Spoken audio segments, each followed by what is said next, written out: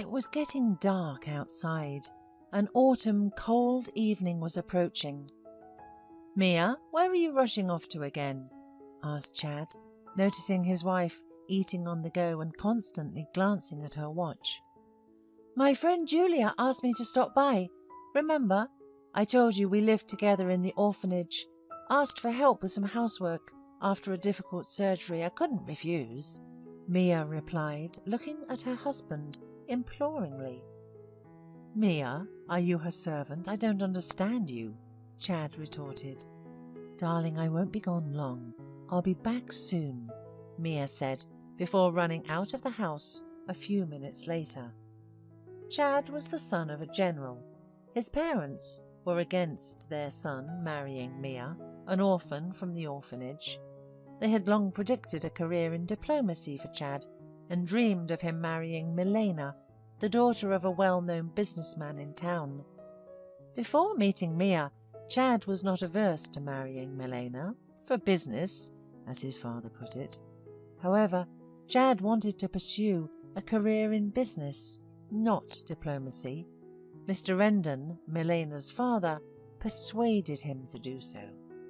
Chad received a brilliant education abroad, had a sharp mind and an excellent memory. Mr. Rendon took it upon himself to hone the knowledge of his future son-in-law in practice, teaching him the basics and pitfalls of business. The man not only gave instructions, but also invested his own money in a new joint project with Chad, and so the business began to grow. Shopping centres opened one after another, and profits grew, settling in the pockets of the businessmen. "Well, son-in-law, soon we'll be related not only financially but also by blood," Mr. Rendon liked to say, smiling contentedly. He considered Chad the perfect husband for his spoiled daughter Milena, but there was no love between the young couple. "Well, it's okay, daughter. Only losers came up with the fairy tale of love and are fooling themselves with it. Chad is a great match for you, and as for love, you're both young, beautiful and passionate. What can't be cured must be endured." However, Mr. Rendon's predictions were not meant to come true. Everything was turned upside down by Chad's chance encounter with a provincial girl named Mia at the cinema. She worked at a factory and rented a small room in a communal apartment. Love ignited in Chad's heart suddenly, even at the first meeting. What made Mia so attractive to him? Perhaps it was her kindness, sincerity, meekness, modesty, and tenderness, all the things that were completely absent in Milena. They had only been seeing each other for a week, but Chad, falling in love like a boy, realized that he couldn't live without Mia. The feeling was mutual. Mia was sure that she had met the man of her dreams, the one she constantly read about in romance novels. And now it had happened in real life. After several meetings, Chad proposed to Mia without telling his parents. When his parents found out what had happened, they were emotionally shocked. "Are you insane?" they screamed at him. "You are going to exchange Milena for this orphan without family? How will we face Mr. Rendon? He invested so much in you. Marrying this pauper is a disaster for everything, both business and normal life." But despite his parents' desperate objections, Chad did not cancel his decision to marry Mia. His love for her was 1,000 times stronger than his parents' attacks. Mr. Rendon reassured Chad's parents, saying, "Come on, don't be silly. He'll get married and then get divorced, I bet." He dreamed of a beautiful future for his daughter and would do everything to reunite Chad and Milena again. No guests attended Mia and Chad's wedding. Chad's parents barely crossed the threshold of the registry office and did not stay there for more than 10 minutes. But the young couple was happy together, despite everything. Chad rented a spacious apartment in a new building, and life flowed calmly and joyfully, like a family. Chad and Mia seemed to dissolve into each other and were already thinking about having a child. The peaceful idyll of Mia was suddenly interrupted by a phone call. "Mia, hello. You don't recognize me. I'm Scott, your brother. I returned from prison 3 days ago." Mia's heart sank. She knew how much Chad's relatives hated her, and she was afraid to reveal the whole truth about her family, saying only that she lived in an orphanage. Mia hid that her mother was in prison for causing serious bodily harm to her stepfather, and that she died there. Mia also did not reveal that her brother was also in prison for robbery. The girl was sure that if Chad's relatives knew about this, they would never have allowed her to marry Chad and be happy. And now this call from the past. "Mia, why are you silent? Maybe you're not happy. I heard you married a millionaire. You probably have a lot of money. Can't you share with your own brother?" "I need a little bit. I also need a corner to live for a short time. I'll look around and return the money right away." Mia did not dare to refuse her brother and quietly said, "I'll think about how to help you." Since she and Chad got married, she left her job at the factory at her husband's request. Instead of a salary, Mia now received money from her husband on a personal card, and she had been supporting her wayward brother Scott with this money for over a month. She even rented a small apartment in an old building for him. "What's wrong, Mia? Can't you buy new dresses for yourself?" Chad asked her, noticing that his wife was not updating her wardrobe at all. "Why spend so much right away? I have a lot of normal clothes," Mia evasively replied, and Chad smiled.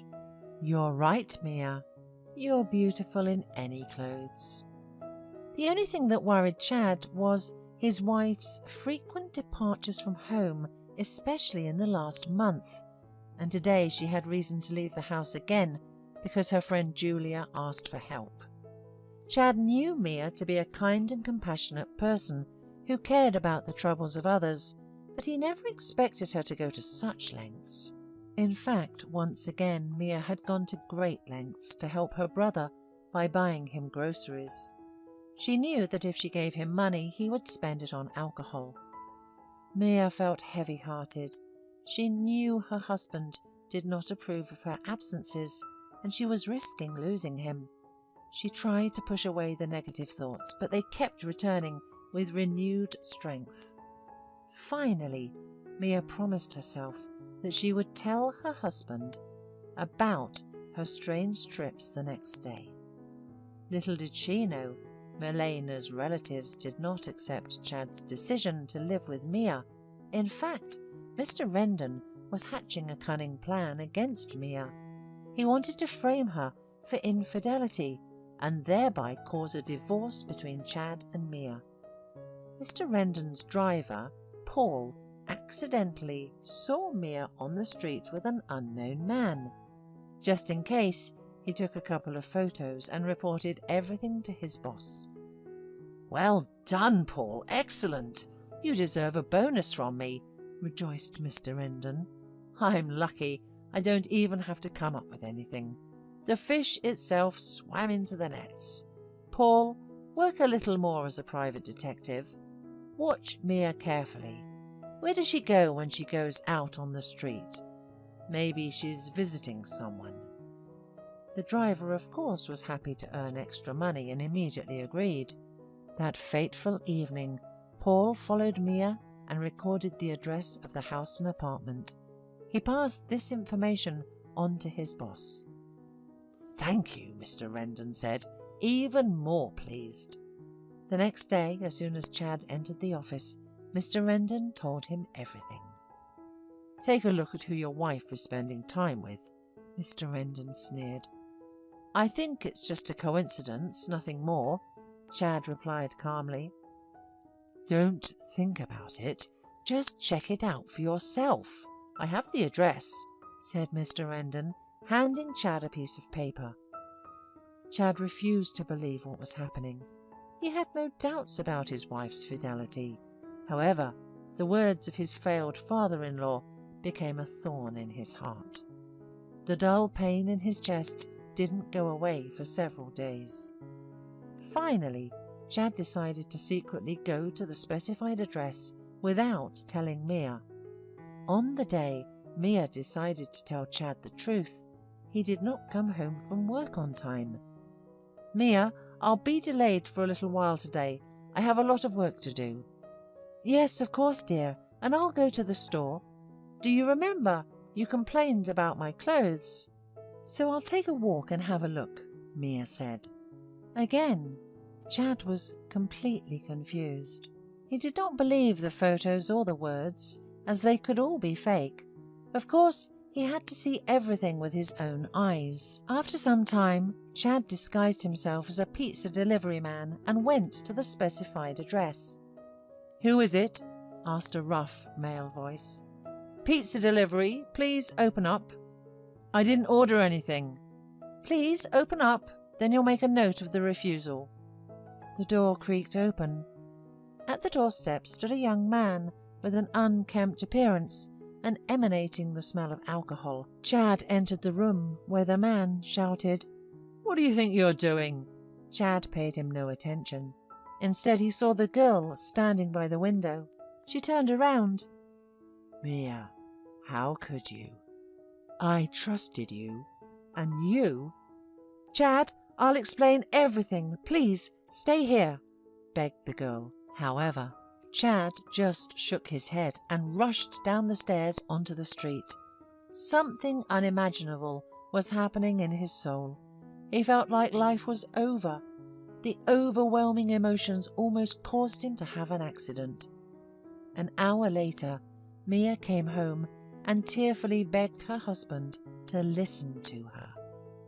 She said that Scott was her own brother, but Chad didn't believe a single word. He decided to end his marriage once and for all and break up with Mia completely. Although he loved his wife, he was ready to forgive everything except infidelity. "Get your suitcase and leave. I'll announce the divorce," Chad said in a cold, unfamiliar voice.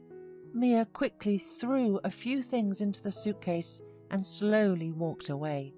Her body didn't obey, and her legs became like cotton wool. Behind her, she heard the sound of a door slamming shut behind her.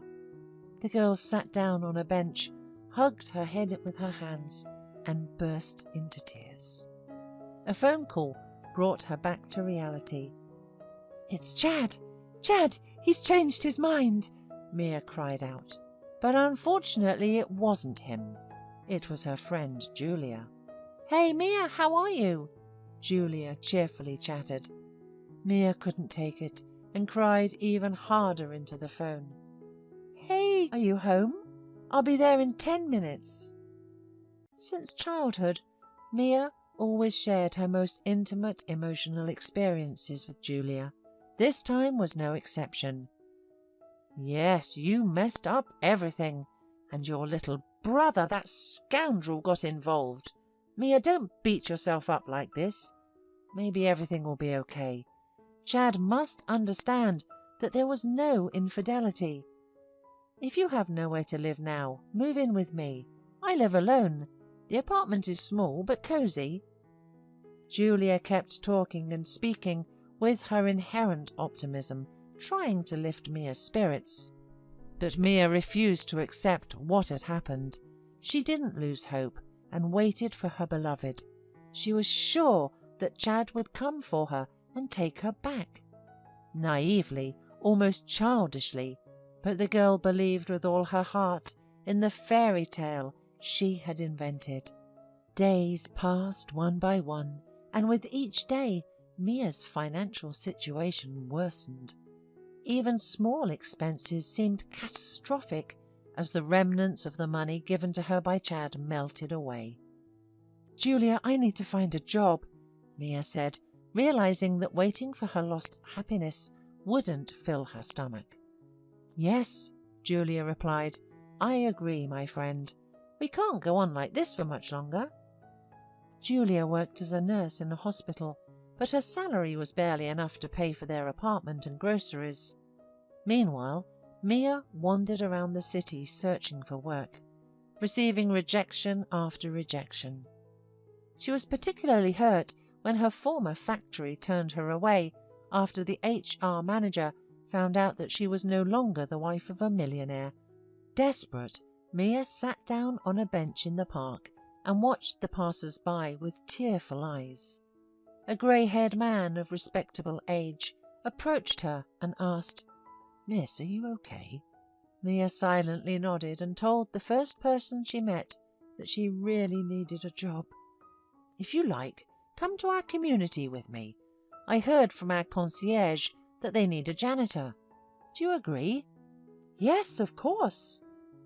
As a janitor, Mia worked tirelessly. Within a few days she rubbed large blisters, but it didn't bother her. At least she had her own piece of bread and wouldn't be a burden on Julia. But one day Mia suddenly felt sick, dizzy, and barely made it to the bench. After a few seconds the malaise went away and Mia returned to work. In the evening, the short attacks repeated. "Dear, something's not right. Are you pregnant, perhaps?" Julia suspected trouble. Mia was horrified at the thought, but soon her fears were confirmed. "Physically, you probably can't work anymore," Julia sighed. Even she, an optimist in life, was upset. Where could they get the money to support the child? However, she tried not to show her gloomy mood to her friend. Mia was thinking about something else entirely. "I need to tell Chad about the baby. He'll find out and be happy, and we'll be together again." Julia seemed to read her mind. "Why should you be the only one carrying this burden? The child has a father, and he should also be involved in its life." "I agree, Julia. I just need to see Chad. Everything will be the same as before." But Chad's mobile phone had not been answered since their breakup. So Mia mustered up the courage and went to his parents' house to find out where Chad could be found. Chad's mother opened the door and immediately attacked Mia, not letting her say a word. "How dare you come here, you ungrateful girl! You deceived my son. What more do you want?" Mia was stunned by the greeting, but found the strength to respond. "I need to talk to Chad and tell him he will be a father, and you will be a grandmother." "What?" The woman turned purple, her voice trembling with indignation. "Tell your lover. You have the child, then deal with him yourself." Tears welled up in Mia's eyes, and she could barely hold them back. "Anyway, if you came here, take this." Chad's mother handed Mia a few sheets of fine paper. "What's this?" Mia asked, confused. "Divorce papers. You won't have to go to court," the woman replied indifferently. "Also, Chad will soon marry a girl who is truly worthy of him, so don't come here any more." Mia didn't remember how she made it to Julia's house. Everything was a blur. Today she buried her last chance for a happy life. All that was left was a ridiculous existence. "What are you talking about, Mia? What ridiculous existence?" Julia encouraged her friend. "But money, what will we live on?" Mia worried. "As a single mother, the state will pay you, and I work. Maybe I'll take on 2 jobs. We'll live. We'll raise the baby. No worse than others." Julia supported her friend as best she could. In reality, she didn't believe her own words, and was no less worried than Mia. But it was Julia's support that gave Mia the strength not to fall into depression. Despite her friend's persistent urging to give up work, Mia worked as a janitor until almost the very end of her pregnancy. On New Year's Eve, she gave birth to a daughter, whom the friends decided to name Sarah. Mia and Julia adored the little girl, but it was hard to provide for herself and her child.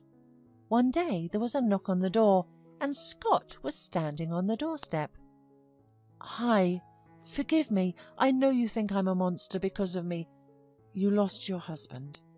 But people change, and I've changed for the better. You know, I'm not rich at all, but I'll help as much as I can." Mia couldn't refuse his help, and she had no choice.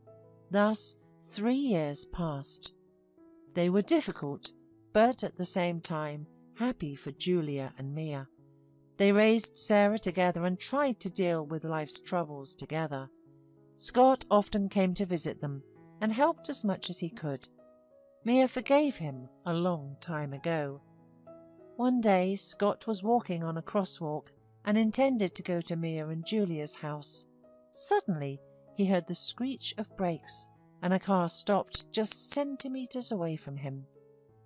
"Excuse me, are you all right? Thank God."